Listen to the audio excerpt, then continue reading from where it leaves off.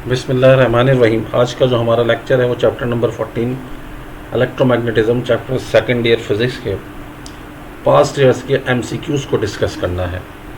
हमें देखना ही है कि कौन कौन से एमसीक्यूज़ हमारे आते रहे हैं पास्ट ईयर्स में। तो हम ये देखते हैं कि हमारा जो पहला एमसीक्यूज़ आ रहा है वो हमारा जो पहला एमसीक्यूज़ आ रहा है हम उसको डिस्कस करते हैं। क्या कह रहा है पहला MCQs? The concept of electric lines of force was introduced by famous scientist. क्या न्यूटन ने बताया था? नहीं। ना आइंस्टाइन ने भी नहीं बताया था। ठीक है, आइंस्टाइन का भी कोई कॉन्सेप्ट नहीं मिलता। पहले पेज पे अगर हम देखेंगे चैप्टर 14 के तो कूलम्स का भी नहीं मिलता। इलेक्ट्रिक फील्ड पे काम किया फैराडे ने दिया था इलेक्ट्रिक लाइंस ऑफ फोर्सेस का कॉन्सेप्ट। ठीक है जी। The path of the neutron moving normal to a magnetic field is. हमारा न्यूट्रॉन पे कोई चार्ज नहीं होता। एक चार्ज पार्टिकल जब हमारा मैग्नेटिक फील्ड में एंटर होता है तो उस पर फोर्स अप्लाई होती है। ठीक है, तो फोर्स जब अप्लाई ही इस पर नहीं हो रही तो हमारे पास ये स्ट्रेट लाइन में ही मूव करेगा न्यूट्रॉन। इसका राइट ऑप्शन हमारे पास है न्यूट्रॉन के लिए straight path. The SI unit of magnetic flux del phi के हमारे पास क्या यूनिट्स होते हैं? ठीक है, टेस्ला बी का यूनिट होता है। ठीक है, वेबर हमारे पास इसका राइट ऑप्शन होगा। गॉस हमारे पास इसका नहीं है। ये magnetic field of induction. Ohms हमारे पास रेजिस्टेंस का यूनिट होता है। ठीक है, तो हमारा राइट ऑप्शन बी है, which is not a magnetic material. Magnetic material कौन से? आयरन, निकल एंड कोबाल्ट। तो सिल्वर हमारा राइट ऑप्शन है, ये मैग्नेटिक मटेरियल नहीं है। The direction of induce current is given by Faraday law है, एम्पियर्स लॉ है, लेंज़ेस लॉ है या स्नेल लॉ। स्नेल लॉ तो आप छोड़ दें। स्नेल लॉ आपके पास आता है लॉज ऑफ रिफ्लेक्शन, और लॉज ऑफ रिफ्लेक्शन वगैरह जब पढ़ते हैं। अब लेंजेस की बात करें, Faraday law of electromagnetic induction में इंड्यूस करंट की डायरेक्शन दी जाती है और बताया जाता है कि लेंजेस को डिस्कस करेगा, तो लेंजेस लॉ इसमें बिल्कुल राइट ऑप्शन है। ठीक है, ऐसा यूनिट ऑफ मैग्नेटिक इंडक्शन यानी बी के ऐसा यूनिट क्या है? टेस्ला तो है। ठीक है, ठीक है, टेस्ला है। हेनरी हमारे पास नहीं है। ये आपके पास किसके यूनिट है? The SI unit of magnetic induction. Magnetic induction क्या चीज़ होती है?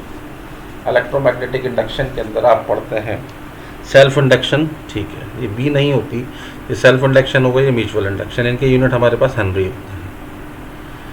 The force per unit length of a current carrying conductor in a uniform magnetic field is given by F बराबर होता है बिल साइन थीटा के। F is equal to BIL sine theta. Force per unit length की बात हो रही है। Force per unit length यानी F divided by L. F is equal to BIL sine theta तो है। अगर हम एफ को डिवाइड कर दें किससे? एल से, तो हमारे पास क्या आंसर आ जाएगा? F upon L. एल चला गया डिवाइड में, तो ये आ गया बी आई साइन थीटा या आई बी साइन थीटा। तो ठीक है, हमारा ये सी ऑप्शन है, आई बी साइन थीटा। ये आ गया B I sine theta. F upon L is equal to B I sine theta या आई बी साइन थीटा, दोनों करेक्ट ऑप्शन हैं। If a straight wire of length L carrying a current I is placed parallel to magnetic field B, the force experienced by the conductor is F is equal to BIL sine theta. Parallel का मतलब क्या हो गया? Theta is equal to 0, BIL sine theta. जब sine 0 हो गया तो sign 0 हमारे पास किसके बराबर होता है? साइन 0 हमारा 0 होता है, तो सब जब 0 से मल्टीप्लाई होंगे तो हमारे पास क्या आंसर आ जाएगा? 0। When a charged particle enters in a uniform magnetic field, its path circular path में मूव हो जाता है। स्पायरल में भी नहीं होता, पैराबोलिक भी नहीं होता, स्ट्रेट लाइन हमारा चार्ज के लिए नहीं होता, न्यूट्रल पार्टिकल के लिए होता। If an electron and proton enters in a magnetic field perpendicularly, J Thomson में अगर इलेक्ट्रॉन और प्रोटॉन दोनों एंटर होते हैं तो ज़्यादा डिफ्लेक्शन किसको मिलेगी? ज़्यादा डिफ्लेक्शन मिलेगी इलेक्ट्रॉन को, क्योंकि इलेक्ट्रॉन का मास कम होता है। The electron will be deflected more, the proton will be deflected more, both particle will be deflected equally नहीं है। They will not be deflected at all, ऐसा नहीं है। डिफ्लेक्ट तो होते हैं, दोनों एक जैसे भी डिफ्लेक्ट नहीं होंगे। प्रोटॉन ज़्यादा भी नहीं होगा, इलेक्ट्रॉन ज़्यादा होगा अपने मास की वजह से, क्योंकि जिसका मास कम होगा वो ज़्यादा डिफ्लेक्ट करेगा। ट्रांसफार्मर किस प्रिंसिपल पर वर्क करता है? आपने पढ़ा था ट्रांसफार्मर एक कॉइल में जब करंट चेंज होता है तो दूसरे के अंदर जो लिंकेज फ्लक्स होता है वो चेंज होता है, तो ये म्यूचुअल इंडक्शन का हमारा फिनोमिना है, उस पर एक्ट करता है। The deflecting torque on a current carrying coil place in the magnetic field is maximum when the angle between the magnetic field, अच्छा टॉर्क किसके बराबर होता है, बीना कॉस अल्फा के, टॉर्क बराबर होता है बीना कॉस अल्फा, कॉस अल्फा, ठीक है। कॉस की वैल्यू मैक्सिमम कब होती है, कॉस 0, तो आपके पास आंसर क्या आ जाएगा, कॉस 0 1 होता है, मैक्सिमम वैल्यू 1 होती है, तो ये 0 डिग्री, ठीक है ना। अगर 90 लेंगे तो आंसर 0 हो जाएगा, तो cos 0 is the maximum value. The maximum magnetic flux acts, the maximum magnetic force will act on a current carrying conductor in a magnetic field. ठीक है, magnetic force, current carrying conductor, current carrying conductor पे force का formula होता है F is equal to BIL sine theta. Maximum sine की value maximum कब होती है, जब 90 डिग्री होता है, BIL sine theta 90 degree, 90 degree का मतलब कितना हो गया, परपेंडिकुलर हो गया, perpendicular to field, perpendicular to field, ये वाला ऑप्शन हो गया, ठीक है जी। The force experience by a current carrying conductor when it is placed in a magnetic field, ठीक है जी, ये क्या होता है, बिल साइन थीटा या एल क्रॉस बी, तो ठीक है, F is equal to L I L cross B, force का फार्मूला ये हो गया। A charge particle moving in a magnetic field B experience a resultant force proportional to kinetic energy in the direction of field. A charged particle जब magnetic field में enter होता है in the direction perpendicular to its motion and field. जब charged particle magnetic field में enter होता है, resultant force कहाँ लगती है, resultant force लगती है, अगर आप right hand rule से देखें, left hand rule से लगे हैं, तो in the direction perpendicular to its motion and field, ठीक है जी। तो आपके पास B और आपके पास फील्ड कहाँ लगती है, फोर्स लगती है F is equal to q v cross b, ठीक है, इसकी मोशन और फील्ड के दरमियान। हम निकालते हैं इसको किस फार्मूले से, F is equal to force को निकालते हैं डायरेक्ट, फोर्स की direction q v cross B, तो वी क्रॉस बी का जो रिजल्टेंट होता है वो क्या होता है, इसके परपेंडिकुलर होता है, वी और बी दोनों के परपेंडिकुलर होता है, तो इसका राइट ऑप्शन हमारे पास क्या हो जाएगा, ये वाला सी, in the direction perpendicular to its motion. In conventional transformer, the current moves from primary winding to secondary winding without any change. नहीं, without any change तो नहीं, ऐसा नहीं होता। EMF is induced in secondary coil by changing magnetic flux. Secondary coil के अंदर हमारे पास EMF induced होती है, सही है। The heat is transfer from, नहीं हीट की बात नहीं होती, none of these भी ऑप्शन नहीं है, तो हमारे पास इसका राइट ऑप्शन क्या हो जाएगा, EMF is induced in the secondary coil, ठीक है, यही है। The practical application of the phenomena of mutual induction, पहले भी आ चुका है सवाल, तो इसकी प्रैक्टिकल एप्लीकेशन हमारे पास ट्रांसफार्मर है। When an AC generator is converted into a DC generator, जब AC को DC में कन्वर्ट किया जाता है तो स्लिप रिंग्स को स्प्लिट रिंग्स या कम्यूटेटर के जरिए आप रिप्लेस करा देते हैं, स्लिप रिंग्स की जगह आप स्प्लिट रिंग्स लगा देते हैं, तो ये सिर्फ और सिर्फ DC को जमा करता है, AC नहीं करता। स्प्लिट रिंग्स क्या करते हैं, AC को DC में कन्वर्ट कर देते हैं, which of one is not the unit of magnetic flux density, B का कौन यूनिट नहीं, टेस्ला तो है भाई, वेबर पर मीटर स्क्वायर भी है, वोल्ट सेकंड पर एम्पियर भी है, न्यूटन एम्पियर मीटर नहीं है, ठीक है, ये है।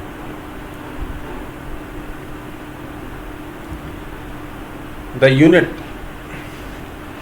ऑफ इंडक्टेंसेस, इंडक्शन या इंडक्टेंस की यूनिट क्या होती है, हेनरी,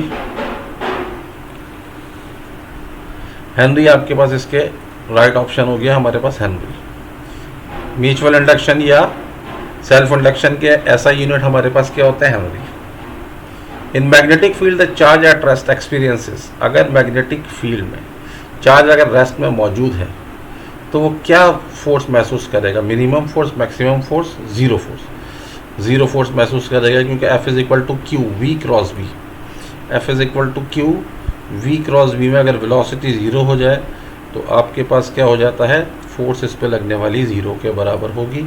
अगर वेलोसिटी ज़ीरो कर दें तो हमारे पास फोर्स भी ज़ीरो के बराबर होगी। ठीक है जी। अच्छा, the device which converts electrical energy into mechanical energy, वो कौन सी डिवाइस होती है जिसको इलेक्ट्रिकल एनर्जी दी जाए तो मैकेनिकल एनर्जी में कन्वर्ट होती है? ट्रांसफार्मर ऐसा नहीं करता, एमीटर भी ऐसा नहीं करता, कैपेसिटर भी ऐसा नहीं करता, इलेक्ट्रिक मोटर इलेक्ट्रिकल एनर्जी को मैकेनिकल एनर्जी में कन्वर्ट कर देती है। To determine the direction of induced EMF which law is used? Newton's नहीं, ओम्स नहीं, कूलम्स नहीं, लेंजेस ने डायरेक्शन दी थी। चलिए, 1820 में किस साइंटिस्ट ने ऑब्जर्व किया था कि दो current carrying conductors exerts force on each other? Ohm's ने तो खैर इधर कोई काम ही नहीं किया इलेक्ट्रोमैग्नेटिज्म में, कूलम्स का भी हमारे पास मैग्नेटिज्म में काम नहीं है। फैराडे और एम्पियर्स ने तो हमारा ये एम्पियर्स था 1820 में जिसने ये काम किया था। If the number of turns in a coil is doubled, self induction will be double. Self induction हमारे पास क्या होगी? डबल हो जाएगी या वही रहेगी? अगर नंबर ऑफ टर्न्स बढ़ा दिए जाए तो सेल्फ इंडक्शन पे क्या असर पड़ेगा? सेल्फ इंडक्शन कॉइल की, ठीक है। सेल्फ इंडक्शन डिपेंड किस पे करती है हमारे पास? अगर हम देखा जाए तो ईएमएफ किसके बराबर होती है? सेकेंडरी के अंदर M del I upon del t. तो कोई फ़र्क पड़ना है? नहीं, इससे फ़र्क नहीं पड़ना। लेकिन अगर हम इसको कंपेयर करा दें किसके साथ? EMF is equal to N del phi upon del t, तो हमारे पास एक सेल्फ इंडक्शन का फार्मूला बन जाता है। क्या फार्मूला बनता है वो हमारे पास जब इन दोनों को कंपेयर कराते हैं? हमारे पास एक फार्मूला निकल के आता है, M is equal to N del phi upon del I. तो हमारे किन किन फैक्टर्स पर डिपेंड करती है? एन अगर डबल करेंगे तो हमारे पास म्यूचुअल इंडक्शन भी डबल हो जाएगी, ठीक है जी। The core of transformer is laminated to reduce the loss of energy caused by flux linkage के जरिए। ऐसा होता है, फ्लक्स लिंकेज को कम किया जाता है? नहीं, फ्लक्स लिंकेज को कम नहीं करते, हीटिंग को भी कम नहीं करते, सिर्फ और सिर्फ एडी करंट को कम करने के लिए काम किया जाता है। The practical application of phenomena of mutual induction is, ये बार बार वही आ रहा है, म्यूचुअल इंडक्शन ट्रांसफार्मर, ठीक है जी। This is not the unit of magnetic flux density, B का टेस्ला है, वेबर पर मीटर स्क्वायर भी है, न्यूटन पर एम्पियर मीटर भी है, वेबर नहीं है। अब moving charge particle will have, एक चार्ज अगर मूव होता है तो दोनों उसके पास फील्ड होती है, इलेक्ट्रिक भी होती है और मैग्नेटिक भी होती है, ठीक है। एन डेल फाई और किस चीज़ को रिप्रेजेंट करता है? फ्लक्स लिंकेज को रिप्रेजेंट करता है। नॉट ओनली फ्लक्स, अगर ये सिर्फ होता है फ्लक्स, अगर एन से मल्टीप्लाई किया जाए तो फ्लक्स लिंकेज हो जाता है। सिर्फ डेल फाई रिप्रेजेंट करता है फ्लक्स को, डेल सिर्फ फाई रिप्रेजेंट करता है फ्लक्स को, del phi change in flux को, N del phi flux linkage को, ईडी करंट को नहीं करता, ठीक है जी। तो बहुत शुक्रिया आपने सुना।